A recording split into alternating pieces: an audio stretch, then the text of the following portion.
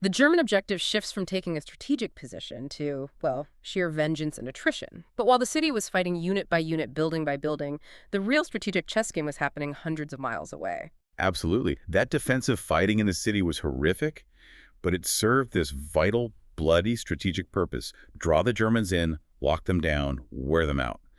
Meanwhile, the true genius of the Soviet high command was secretly brewing the counterstroke that was going to redefine the entire war. And this planning, it began with a secret summit at the Kremlin on September 12th and 13th, 1942. Stalin, who was finally realizing that the German drive had overextended them, summoned his two most trusted strategic minds: Vasilevsky, chief of the general staff, and Zhukov, the deputy supreme commander. And this meeting wasn't about just holding the line anymore, was it? It was about reversing the entire course of the Southern campaign. That's exactly right. The two generals had spent the day at the Stavka, the Soviet high command, studying possibilities. And they realized that just holding the city wasn't enough. The ultimate victory required an ambitious, deep encirclement to, and this is a quote, shift the strategic situation in the south decisively. And it was Zhukov who argued that holding the city was necessary for attrition, but that all available resources had to be saved and channeled for this grand counterstroke, for Operation Uranus. He argued it forcefully, and you have to understand the dynamic, the synergy between these two men. Vasilevsky, as chief of the general staff, he was the supreme organizational and logistical brain. He stayed at the Stavka, overseeing this massive, silent buildup, coordinating between the numerous fronts. While Zhukov was the man in the field. He was the field executioner. He moved between the fronts, ensuring the secrecy, the training, the tactical deployment were all perfect. Their complementary skills, logistics, and execution were just foundational to the whole operation's success. And Stalin, despite his previous failures of impatience, he gave his full backing to this ambitious strategy of deep operations with mechanized shock armies. He did. It was a revival of a military concept that had been pioneered in the 1930s but was later disgraced and its proponents purged. So this was a massive vote of confidence from him. And they all knew the key to success was Maskirovka. Deception and camouflage.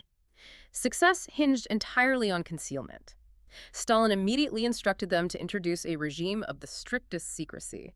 Initially, the plan was known only to those three men. The lengths they went to for deception were just astonishing.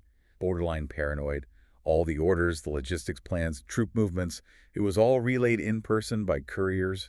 Radio traffic about the Southern Front was cut to almost nothing. Or it was deliberately coded to be nonsensical. But silence wasn't enough. They were actively deceiving German intelligence. They set up massive dummy formations and created false heavy radio traffic far to the north, near Moscow. Targeting the German Army Group Center sector. Exactly. They successfully convinced German intelligence officers and Hitler himself that the main Soviet offensive would happen elsewhere, specifically around the Rizhev salient. This meant the Germans prioritized the wrong sector for their winter reserves, which allowed the Red Army to build up completely undisturbed in the south. And the result was this immense, hidden buildup in the Don and Volga regions.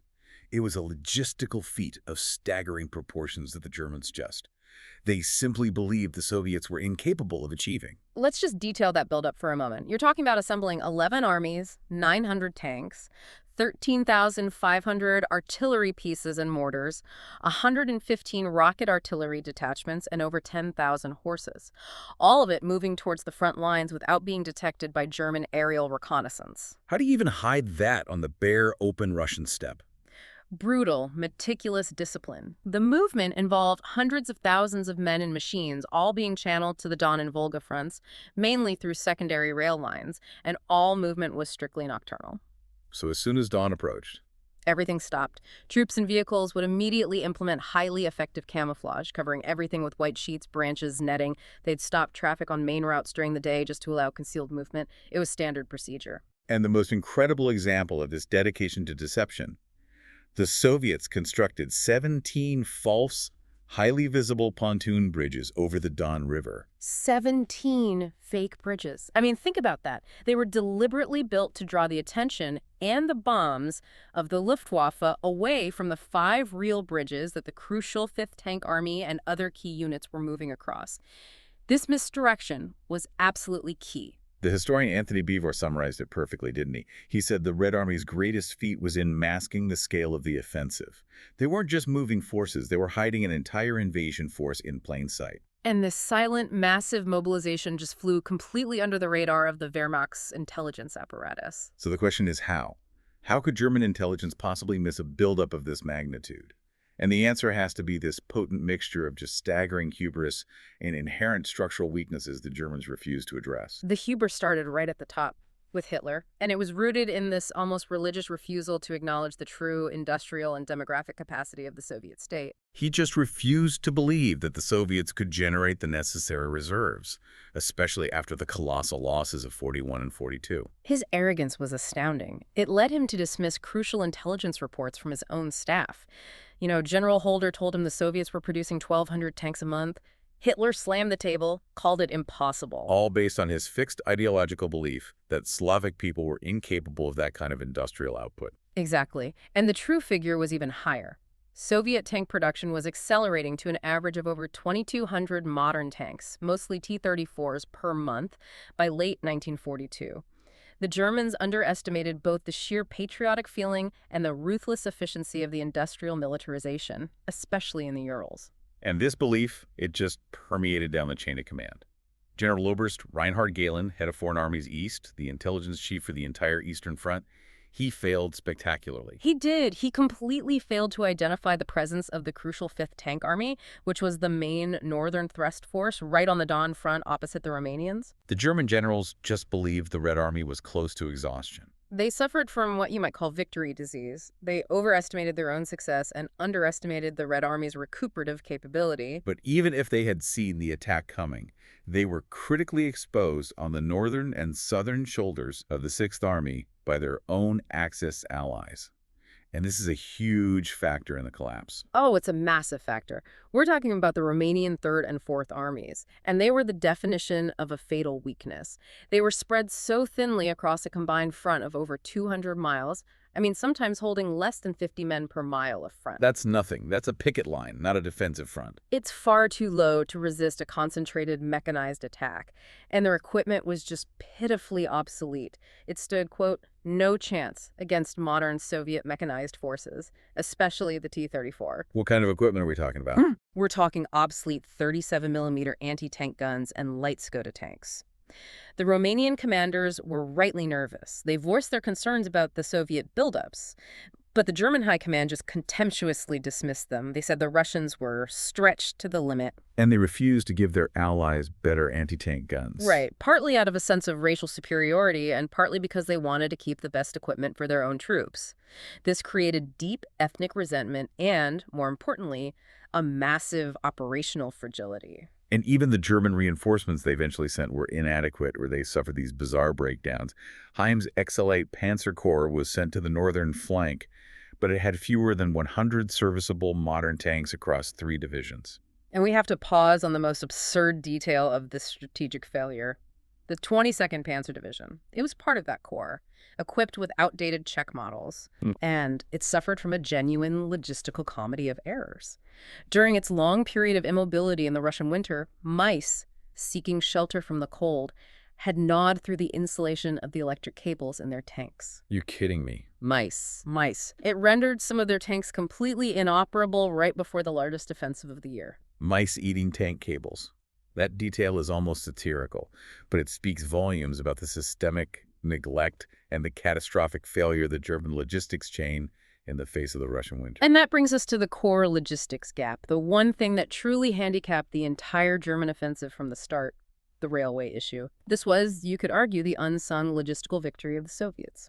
So how was the German logistics failure systemic? The Austere needed something like 75 trains daily just to supply each Heeres group. An enormous effort just to keep fighting. And the German railway system, it suffered from this rigid, short-sighted operation. Their lines were limited, especially across that crucial Polish gap bottleneck. And they faced the monumental challenge of converting Soviet wide-gauge track to German standard gauge, which took huge amounts of scarce resources and time. So they could never move enough supply forward to meet the demand. Never. not for an army operating 1,000 miles from its starting point. Now contrast that with the Soviet railway system, the NKPS.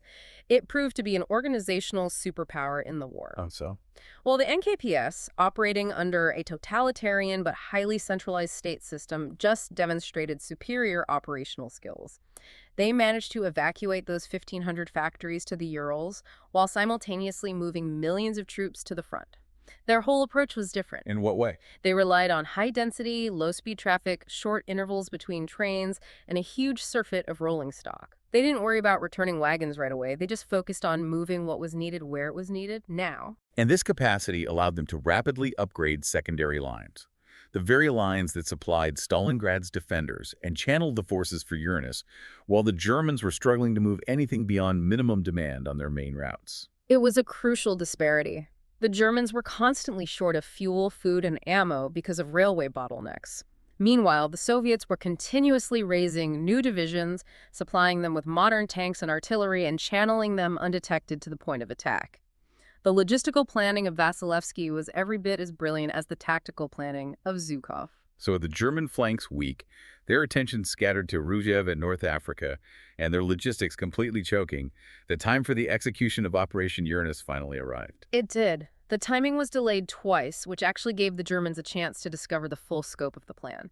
But fortunately for the Soviets, a massive distraction intervened on November 8th. The Allied landings in North Africa, Operation Torch. And this forced the German High Command to split its attention and its strategic resources right at the precise moment the Soviets were massing their forces for the largest counteroffensive of the war. Then came the signal. On Thursday, November 19th, in freezing fog and snow, the northern breakthrough began. The massed artillery and mortar batteries loaded at 7:20 a.m. And the signal to fire was relayed not by radio, but by the ancient method of trumpets ringing out across the steppe. Trumpet calls. Just imagine being one of the terrified Romanian troops on the other side hearing that. The barrage consisted of nearly 3,500 guns and heavy mortars. It sounded like sudden thunderclaps. And the impact on the Romanians of the Third Army was devastating, especially from the Katyusha rocket launchers. They just psychologically shattered the defenders. Strong points disintegrated, communications were instantly cut, and mass flight and surrender followed quickly as Romanenko's 5th Tank Army, with its modern T-34s, just shattered the defensive perimeter. The German attempt at a counter-response was swift, but completely hopeless.